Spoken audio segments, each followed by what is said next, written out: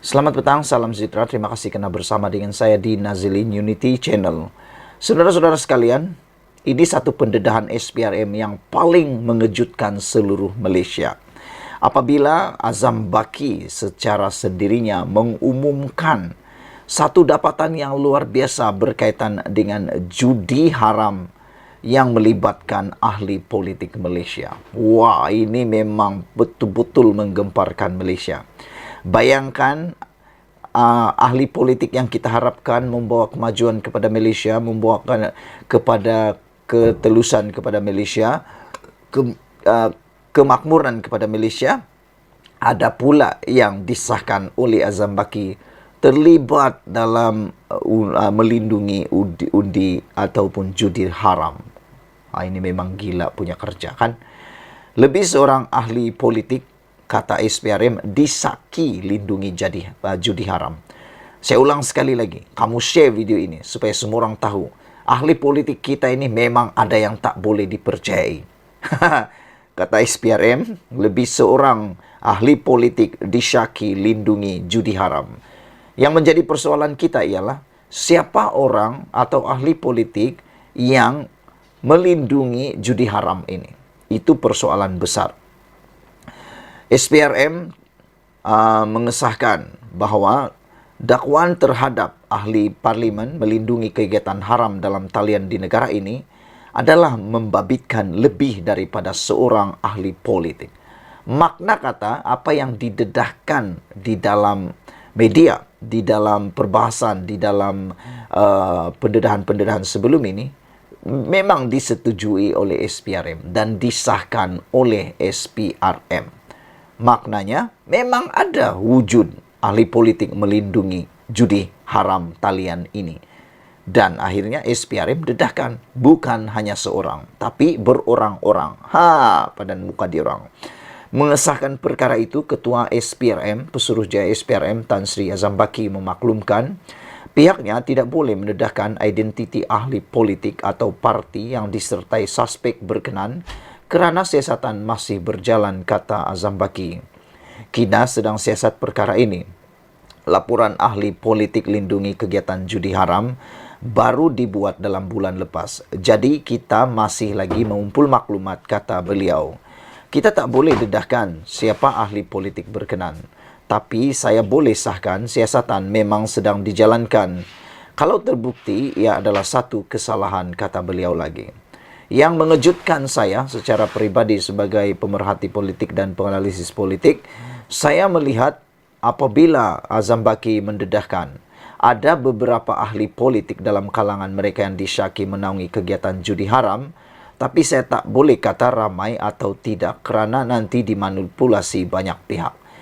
Tapi bila Azam Baki kata ada beberapa ahli politik, ini menunjukkan bukan satu orang tapi lebih satu orang.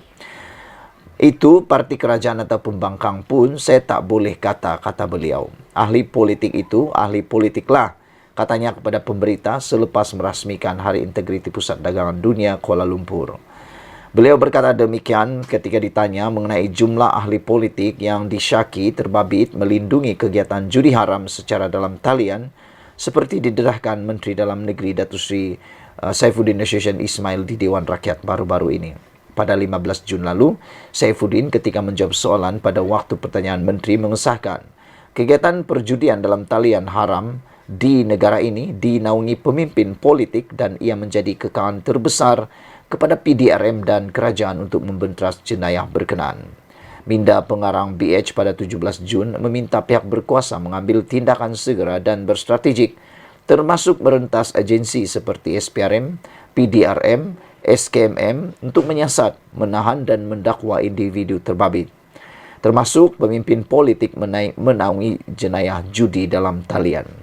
Susulan itu, Ketua Polis Negara Tan Sri Asril Sani Abdul Sani dilaporkan berkata, PDRM berkongsi maklumat bersama SPRM dalam menyiasat pendedahan pembabitan pemimpin politik dalam aktiviti judi dalam talian.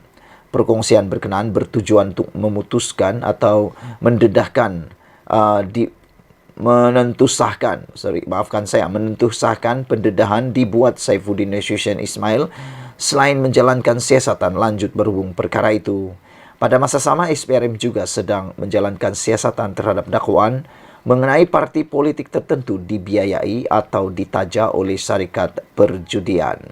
Sekian dulu untuk kali ini. Jangan lupa tinggalkan komen anda, tekan butang subscribe. Malaysia kita punya, kita jaga sama-sama. Cintai Malaysiaku. Bye-bye. Selamat petang, salam sejahtera. Ini satu keputusan yang luar biasa. Ini satu pendedahan yang luar biasa. Muhyiddin kata perubahan kerajaan segala-galanya boleh berlaku. Wah, yakin sungguh mereka bahawa perubahan kerajaan boleh berlaku bila-bila masa. Saya rasa itu satu perkara yang dari dulu sampai sekarang, dari awal pelantikan Anwar Ibrahim sebagai Perdana Menteri, sudah dengar perkara ini. Diulang tayang, diulang lagi dan diulang lagi. Dan akhirnya yang merugikan bukan negara, bukan parti, tapi negara kita sendiri. Apabila perkara ini diulang tayang dan diulang tayang, kononnya kerajaan akan berubah, para pelabur akhirnya terpengaruh dan merugikan negara kita sendiri. Tak bolehkah move on?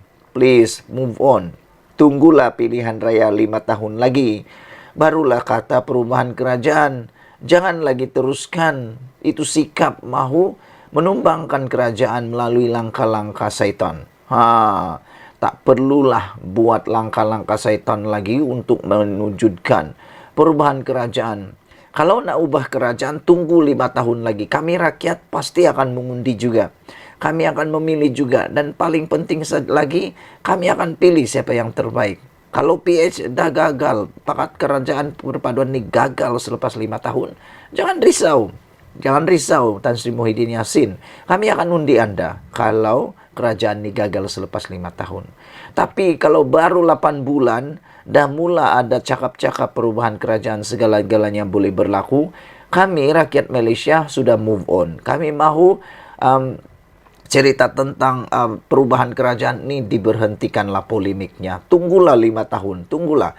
Kalau anda setuju dengan saya, tinggalkan komen kamu. Adakah anda mahu lihat kerajaan ini berubah lagi? Berubah lagi melalui langkah-langkah syaitan. Kalau saya tak setuju langsung. Tunggu 5 tahun lagi. Kita akan mengundi. Bagaimana anda? Adakah anda setuju juga? Kalau anda tidak setuju, tak apa. Itu alasan anda. Kalau anda mau suka, tukar lagi. Tukar lagi. Apabila tak disukai, ditukar lagi. Adakah kemungkinan akan berlaku tukar lagi? Ada. Kalau Tan Sri Muhyiddin Yassin berjaya menumbangkan kerajaan pada kali ini melalui langkah, bukan melalui pilihan raya, maka adakah kemungkinan beliau akan ditumbangkan lagi? Ianya akan berterusan. Kalau itu berterusan, hancurlah negara kita. Perubahan kerajaan segala-galanya boleh berlaku, kata Muhyiddin. Tan Sri Muhyiddin Yassin tidak menolak kemungkinan akan berlaku perubahan kerajaan pusat sekiranya Perikatan Nasional memenangi semua pilihan raya PRN di 6 buah negeri. Saya tidak tahu bagaimana kerajaan pusat boleh berubah kalau PN memenangi 6 buah negeri. Kan, ia tidak kaitan langsung dengan parlimen. Tapi kecualilah ada berlaku langkah syaitan. Itu memang berlaku. Kalau berlaku langkah syaitan, kalau langkah-langkah seperti itu berlaku, bila-bila waktulah boleh berlaku. Dan yang menjadi persoalan kita, siapa orang yang mau jadi setan itu? Maksud saya yang setan itu ialah yang akan lompat parti, yang akan mengkhianati kerajaan perpaduan ini. Siapa? Itu bolehlah kita sebut langkah setan. Saudara-saudara sekalian, saya mengikut pengetahuan saya, kalaupun Perikatan Nasional menang di 6 buah negeri ini, bagaimana kerajaan perpaduan di persekutuan boleh berubah? Ia tidak kaitan langsung dengan parlimen. Hanya ada kaitan kalau tiba-tiba ada lompat parti. Itu. Kalau tiba-tiba ada langkah syaitan. Itu. Itu saja bezanya. Namun, pengerusi Perikatan Nasional itu enggan mengulas bagaimana perubahan kerajaan akan berlaku, tetapi menegaskan ia sedikit sebanyak mampu menggugat kedudukan kerajaan sedia ada jika PN menang di semua 6 buah negeri tersebut. Kata beliau, disebutkan tadi 6 buah negeri berhadapan dengan PRN. Ini bukan jumlah yang kecil. Kalau 6 buah negeri menghadapi pilihan raya dan 6 negeri dimenangi oleh dan dikuasai oleh Perikatan Nasional, sudah tentunya yang duduk di Putrajaya akan goyang, kata beliau lagi. Agaknya sebab itu Azmin sebutkan tadi bulan 8. Mohon doakan bulan 8 supaya apa yang disebutkan tadi akan dimakbulkan oleh Allah. Terbentuk kerajaan yang baru, kata beliau.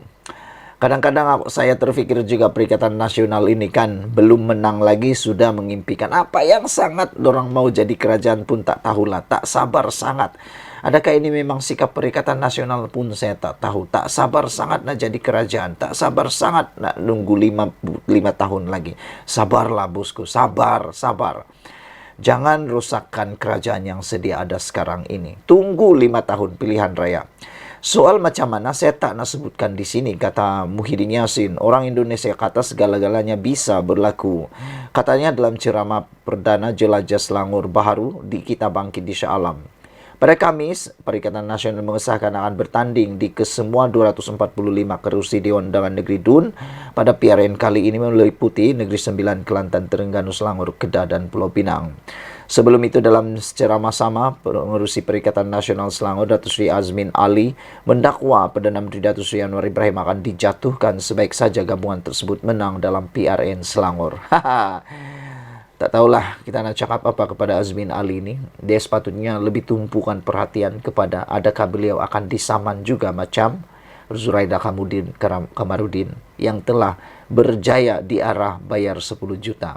Mungkin itukah yang ditakuti oleh Azmin Ali? Kita pun tak tahu. Ikuti terus ulasan selepas ini. Selamat petang, salam sejahtera. Berani juga kita cakap. Berani juga ahli ataupun pemimpin muda ini membuatkan Mahathir Mohamad tak tidur lena. Apabila beliau kata Dr. Mahathir tunggang muda, tanding Solo PRN keputusan parti, kata Setiausaha Agung, Parti Muda. Keputusan muda untuk bertanding secara solo pada pilihan raya akan datang dibuat oleh pucuk pimpinan parti selepas berunding dengan akar umbi dan tidak dipengaruhi mana-mana pihak luar. Menurut Setiausaha Agung Muda, Amir Hairi Abdul Hadi Muda tidak bertindak di bawah arahan orang lain. Ada yang cuba membayangkan muda ditunggangi pihak lain. Dalam konteks ini, Tun Mahathir Mohamad antaranya untuk bertanding dalam pilihan raya negeri kali ini secara solo, kata beliau. Mereka merasakan kerana budaya politik mereka yang sentiasa dikawal oleh dinosaur politik, orang lain serta parti lain juga begitu, kata Amir pada satu kenyataan melalui akaun Facebook hari ini. Amir menafikan dakwaan muda ditunggangi oleh bekas Perdana Menteri itu, menegaskan keputusan untuk bertanding PRN dibuat oleh kepimpinan muda secara konsensus melalui proses libat urus bersama akar umbi parti. Kerana parti ini dibina sendiri, kita tak perlu mengampu sebelum mengambil sebarang keputusan jelasnya. Menurutnya, muda mengambil keputusan bertanding secara solo kerana negara perlu disedarkan mengenai pelbagai isu yang melanda pentadbiran semasa. Amir memetik pelantikan politik dan jawatan GLC, kegagalan untuk mereformasi institusi seperti SPRM dan UMNO yang sebelum ini dikaitkan dengan rasuah sudah dibersihkan. Tambah Amir, undang-undang zalim yang ditentang seperti Akta University dan College University, AUKU, CMA, Akta Hasutan, SOSMA dan lain-lain masih ada tanpa sebarang usaha untuk dimansuh atau dipindah, malah masih diguna pakai. Isu pokok seperti skandal LCS juga kini hanya jadi piscisan. Sehingga hari ini tidak ada jerung dibawa ke muka pengadilan, malah perbahasan juga ditolak. Siapa yang boleh nafikan perkara-perkara ini silakan, katanya. Amir juga berkata, muda masuk dalam pentas demokrasi demi memberi alternatif kepada dua generasi, gabungan PH, BN dan PN, kata beliau.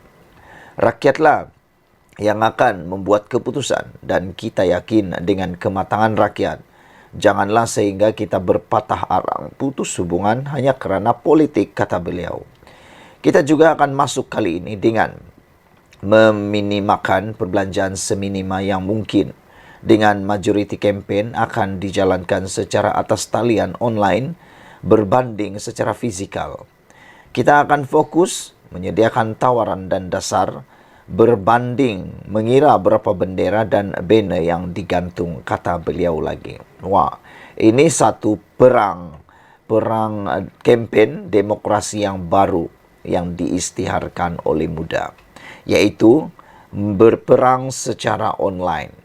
Mereka mahu meminimumkan perbelanjaan dan ini sepatutnya ditiru oleh parti-parti politik yang lain. Sesiapa yang gagal meniru perkara ini, dijamin mereka akan mendapat kesusahan. Tetapi pendedahan daripada Setiausaha Agung Parti Muda ini, yaitu Dr. Mahathir Tunggang Muda, persoalan ini telah dijawab oleh beliau. Yaitu beliau kata mereka tidak dipengaruhi oleh sesiapa. Keputusan muda diambil oleh keputusan dari akar umbi sampai konsensusnya. Namun menariknya apa yang dikatakan oleh Setiausaha Agung Parti Muda ini ialah apabila beliau kata mereka merasakan kerana budaya politik mereka yang sentiasa dikawal oleh dinosaur politik, orang lain serta parti lain juga begitu. Ini merujuk kepada ada yang coba membayangkan muda ditunggangi oleh pihak lain dalam konteks Tun Mahathir untuk bertanding pada pilihan raya negeri ini secara solo. Beliau tidak bersetuju tentang perkara tersebut. Beliau menafikan dakwaan muda ditunggangi oleh bekas Perdana Menteri itu dan menegaskan keputusan untuk bertanding PRN dibuat oleh kepimpinan muda secara konsensus melalui proses libat urus bersama akar umbi parti tersebut. Parti ini dibina sendiri dan kita perlu mengampu sebelum mengambil sebarang keputusan, kata beliau. Sekian dulu untuk kali ini. Malaysia kita punya, kita jaga sama-sama. Cintai Malaysiaku. Ikuti terus ulasan selepas ini. Selamat petang, salam sejahtera. Terima kasih kerana bersama dengan saya di Nazilin Unity Channel. Ini satu pendedahan luar biasa daripada SPRM yang pasti membuatkan Mahathir Mohamad tak boleh tidur malam ini. Wah, saudara-saudara sekalian, ada orang kata tindakan Mahathir menyaman Anwar Ibrahim satu tindakan membunuh diri. Satu tindakan menjerat leher sendiri, satu tindakan yang membawa beliau kepada kluster mahkamah dengan sendirinya. Bagus-bagus tidak masuk dalam kluster mahkamah, akhirnya membuat diri sendiri diiktiraf sebagai kluster mahkamah. Apabila membuat ataupun menyaman Anwar Ibrahim, mengheret Anwar Ibrahim dalam saman RM 150 juta. Namun, macam yang telah dinyatakan oleh penganalisis politik dan juga para pemerhati politik, juga pengkritik politik, mereka semua hampir bersetuju bahawa tindakan Tun Mahathir Mohamad itu sendiri telah membongkar pelbagai isu yang menarik. Salah satunya ialah tentang isu skandal gentian optik. Ini telah membawa satu perhatian yang luar biasa daripada SPRM. Menarik perhatian SPRM untuk menyiasat skandal gantian optik tersebut. SPRM hari ini mengesahkan bahawa mereka telah pun mula siasat skandal gantian optik. Wah, kan dah saya kata tadi, tindakan Mahathir Mohamad membawa Anwar Ibrahim dalam kancah mahkamah, mengheret Anwar Ibrahim ke mahkamah, membuatkan beliau makin hidup susah. Kesian jugalah kepada Tun Mahathir.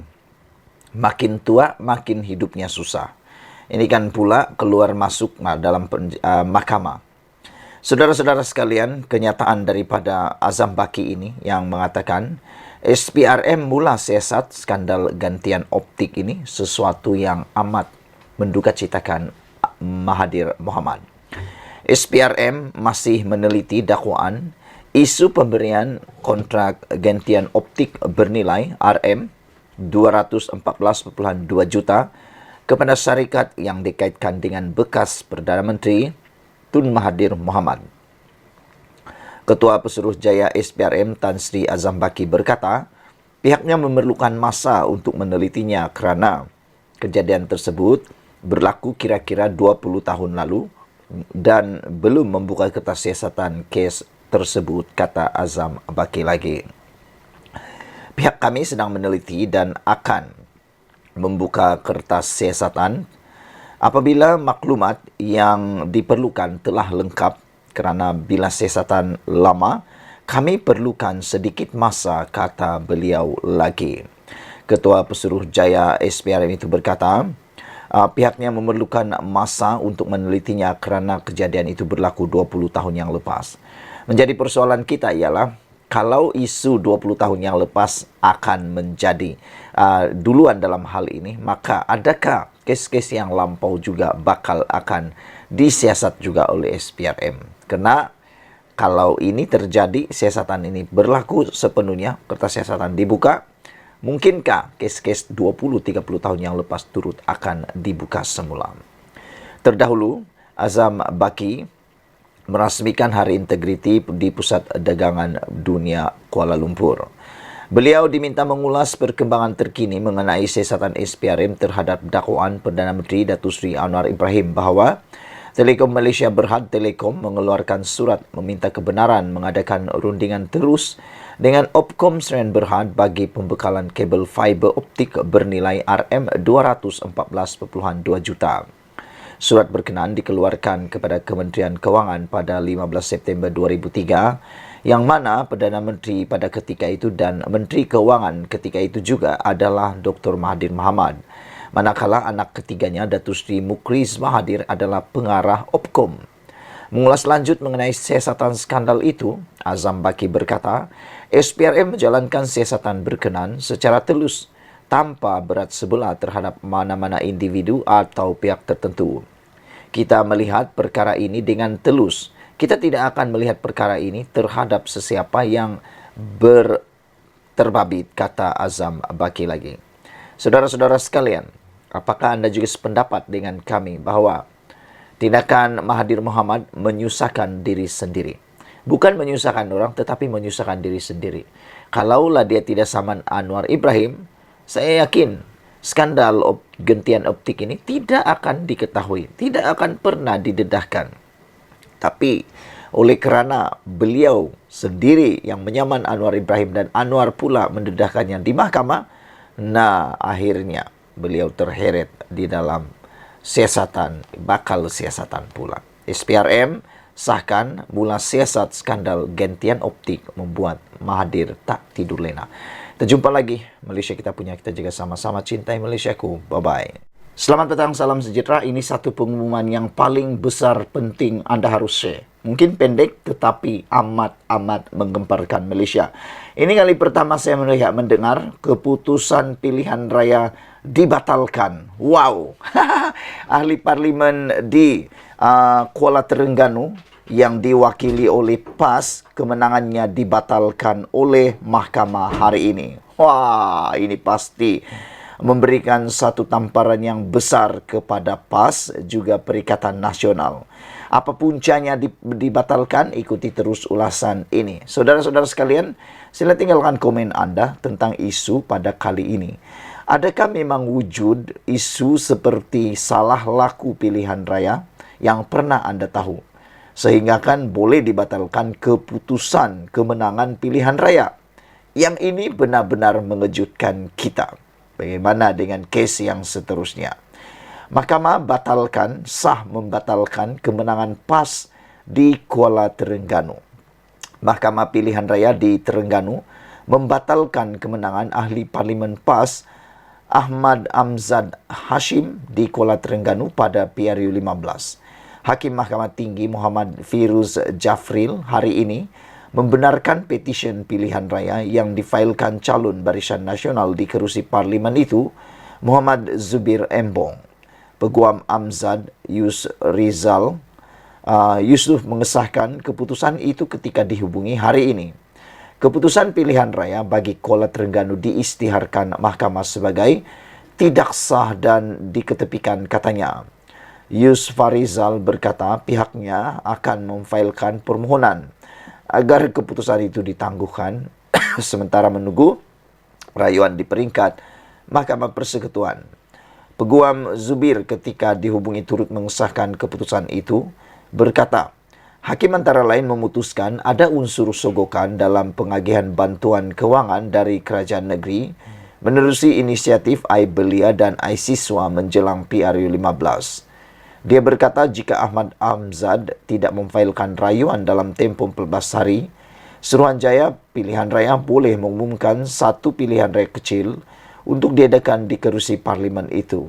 Pada 3 Januari lalu, Barisan Nasional memfailkan petisyen untuk membatalkan keputusan pilihan raya PRU15 di kerusi parlimen Kuala Terengganu, Marang dan Kemaman, mengikut akta kesalahan pilihan raya.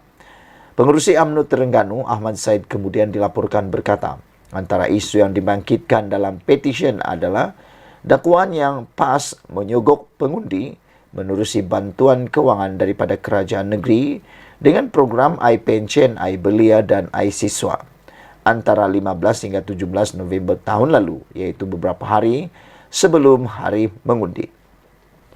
Mahkamah hari ini turut mengekalkan kemenangan Presiden PAS Abdul Hadi Awang di kerusi Parlimen Marang. Keputusan untuk Kuala Terengganu merupakan petisyen pertama terhadap keputusan PRU15 yang dibenarkan mahkamah. Selain Kuala Terengganu, Marang dan Kemaman, BN juga memfailkan petisyen untuk mencabar keputusan pilihan raya di Gua Musang, Putrajaya, Masjid Tanah dan Segamat. Bagaimanapun, mahkamah sebelum ini telah menolak petisyen terhadap kerusi parlimen Putrajaya. Saudara-saudara sekalian, dengan ini disahkan bahawa keputusan pilihan raya untuk kerusi parlimen PAS di Kuala Terengganu dibatalkan dan ditolak oleh Mahkamah Pilihan Raya. Dan sebabnya ialah kerana terdapat unsur, ini sebab dia, kerana terdapat unsur sogokan dalam pengagihan bantuan kewangan dalam kerajaan negeri dari kerajaan negeri menerusi inisiatif iBelia dan iSiswa menjelang PRU15. Dia berkata jika Ahmad Amzad tidak memfailkan rayuan dalam tempoh 14 hari, Suruhanjaya Pilihan Raya boleh mengumumkan satu pilihan raya kecil untuk diadakan di kerusi parlimen itu. Nah, ini yang kita sangat-sangat suka. Mana-mana parlimen, kawasan parlimen yang ada unsur-unsur sogokan, rasuah dan sebagainya, patutlah untuk diketengahkan di mahkamah supaya pertandingan yang lebih adil, kemenangan yang lebih adil dapat diperolehi. Sekian dulu untuk kali ini. Jangan lupa ikuti terus ulasan selepas ini. Tekan butang subscribe. Kita jumpa lagi. Bye-bye.